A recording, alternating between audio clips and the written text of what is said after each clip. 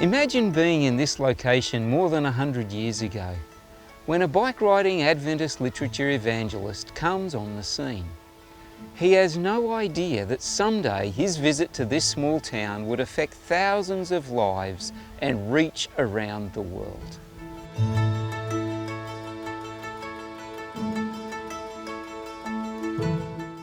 I'm standing near Eugowra, a farming town just over 200 miles west of Sydney, Australia.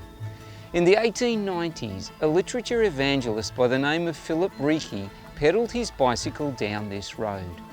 He met Thomas Kent, a farmer, who ended up buying this copy of The Great Controversy. Mr. Kent became convinced about the Sabbath and started lending this book to his neighbouring farmers. He didn't know any Sabbath keepers, but wrote to the publishers of the book, and they told him about a group meeting in Sydney.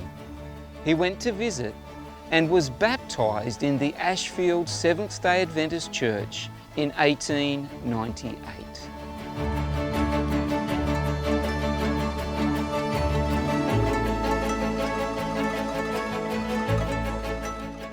When Thomas returned home to Eugowra, he gathered other families together and started a church in his home. Later they built this mud brick church that is no longer in use. Little did Philip Reiki know what would be the impact of selling that one book. The legacy of this small group of farmers on the Seventh-day Adventist Church in Australia and around the world has been profound. Their descendants have included more than 100 denominational workers, pastors, educators, administrators and missionaries in the South Pacific and throughout the world.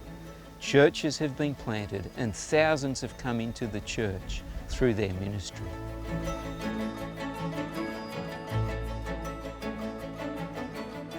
I just want to thank God that Philip Reiki, over 100 years ago, got on his bike and rode out into the middle of nowhere and shared the lovely message of Jesus with a farmer, Tom Kent.